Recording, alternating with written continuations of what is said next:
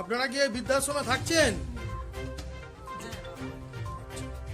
আপনাদের ছেলেপুলে কটি আপনার? আর কি বিয়ে হয়ে গেছে? হ্যাঁ।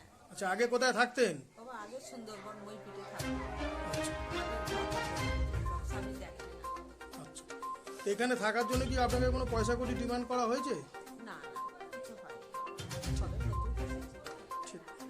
এই মুহূর্তে আমরা পেয়ে গেছি প্রচেষ্টা ওয়েলফেয়ার সোসাইটির যিনি কর্ণধার, আমি সেক্রেটারি উনি সেক্রেটারি। আপনার নাম? তাপস দাস। আপনি যে এই বৃদ্ধাশ্রমের আজকের ওপেনিং করলেন, তো হঠাৎই বৃদ্ধাশ্রম কেন করলেন? এই চিন্তা ভাবনাটা আপনার কেন এলো? বৃদ্ধাশ্রম মানে আমার মনে হয় এর থেকে বড় সেবা তো আর কিছু হতে পারে না।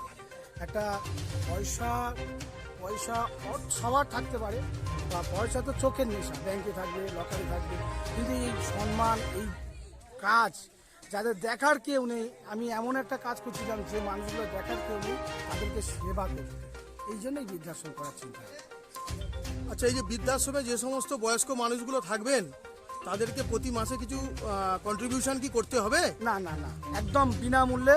আমরা যদি ডাল ভাত জোটাতে পারি, আমরা ডাল ভাত তাদেরকে খাওয়াবো, আমরা যেমন জোটাতে পারবো খাওয়াবো, কিন্তু কারোর থেকে পয়সা নিয়ে রাখার পরিকল্পনা আমাদের নেই।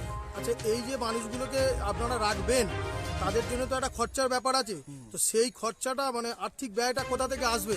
ঠিক ভাই, আমাদের এনজিও আছে, আমাদের সোসাইটি আছে, সোসাইটিতে আমাদের মাইক্রো ফিন্যান্সের সিস্টেমে আমরা লোন ডিস্ট্রিবিউশন বের করে এই মানুষগুলোকে খাওয়াবার চিন্তা আমরা করবো।